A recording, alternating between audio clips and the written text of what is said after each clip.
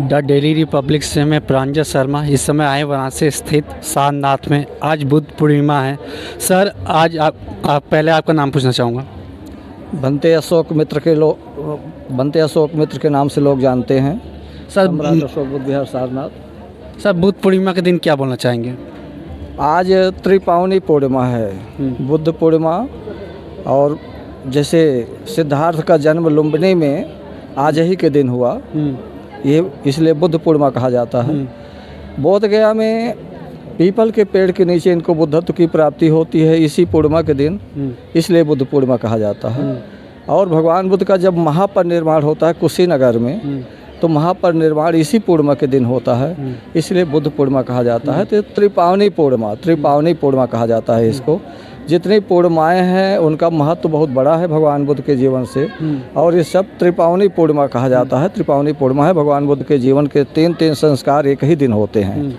तो त्रिपावनी पूर्णिमा के बुद्ध पूर्णिमा के शुभ अवसर पर हम सभी देशवासियों को मंगल की कामनाएं करेंगे, और आपके चैनल के माध्यम से सभी देशवासी को मंगल की कामना करते हुए हम यही कामना करेंगे भगवान बुद्ध तथागत गौतम बुद्ध से कि सभी देशवासी सुखी रहें, सबका मंगल हो, सबका कल्याण हो, सभी लोग निरोग हों, सुखी हों। सर अभी आपने बोला भगवान बुद्ध ने कभी नहीं बोला कि मैं भगवान हूँ। बुद्ध कभी भगवान नहीं कहे, लेकिन भग रागो भग दोहो दोषो भग मोहो अनासो। भग राग भग दोष भग मोह अनासो, मतलब राग द्वेष तृष्णा को जो भग्न कर दिया, नष्ट कर दिया, उसी को भगवान कहा गया। इसलिए हम लोग भगवान कहते हैं, क्योंकि अगर कोई भारत में महापुरुष हुआ है तो ना तो ज़्यादा बोलने वाला भगवान बुद्ध से, ना तो कोई ज़्यादा बोलने वाला महापुरुष हुआ है, और भगवान बुद्ध से ज़्यादा चुप रहने वाला कोई महापुरुष नहीं हुआ है। भगवान ऐसे नहीं बोलते थे, जब जो बात बोलते थे सही बोलते थे और उसका सटीक जवाब देते थे। जो आदमी जैसे रोगी आता था उसका उसी से उसका जवाब देते थे। जैसे एक समय भगवान से एक आदमी पूछा, भगवान आप तो दिन भर बहुत अच्छी अच्छी बातें बताते हैं, और जब बता करके आप से पास से लोग चले जाते हैं, तो क्या आपकी बातें सब लोग मान लेंगे? तो भगवान कहते हैं, भाई मुझे ऐसा लगता है कि आप यहाँ के रहने वाले नहीं हैं। तो कहता नहीं भगवान, मैं तो यहीं रहता हूँ, व्यापार करता हूँ मैं। तो भगवान कहते हैं, मुझे ऐसा लगता है कि आप मगध के रहने वाले हैं। तो कहता है, हाँ भगवान, जन्म तो मेरा मगध में हुआ और वहीं मैं पला पोसा हूँ, आकर के यहाँ व्यापार कर लिया। तो भगवान कहते हैं, अगर आप मगध में जन्म हुआ है आपका, वहीं पले पोसे हैं, तो मगध की रास्ता तो जानते होंगे आप? तो कहता है, हाँ भगवान, मगध की रास्ता तो मैं जानता हूँ। तो भगवान कहते हैं, बहुत से लोग आएँ और आपसे मगध की रास्ता पूछें और आप बता दें कि ऐसे ऐसे जाना है, आप मगध पहुँच जाएंगे, तो क्या सभी लोग मगध पहुँच जाएंगे? तो कहता है भगवान, जो चलेगा वो आप मगध पहुँच जाएगा, जो नहीं चलेगा मगध का नाम लेता बैठा रहेगा। तो भगवान कहते हैं, यही तो मैं बताता हूँ कि जो मैं बात बताता हूँ, जो अपने आचरण में उतारेगा उसका मंगल होगा, कल्याण होगा, और जो नहीं आचरण में उतारेगा वो बुद्ध का नाम जब तक बैठा रहेगा। तो भगवान मुक्तिदाता नहीं बने, वो मार्गदाता बने। मैं मार्गदाता हूँ, मार्ग बताने वाला। जो मेरे बताए हुए मार्ग पर चलेगा उसका मंगल होगा, कल्याण होगा, ऐसे भगवान बुद्ध ने बताया। सर मेरा दूसरा सवाल रहेगा, आज के दिन ही भगवान बुद्ध का कहते जन्म भी हुआ, आज के दिन ही मृत्यु भी हुई, आज के दिन ही बल्कि ज्ञान की प्राप्ति भी, उस पर क्या कहना चाहेंगे?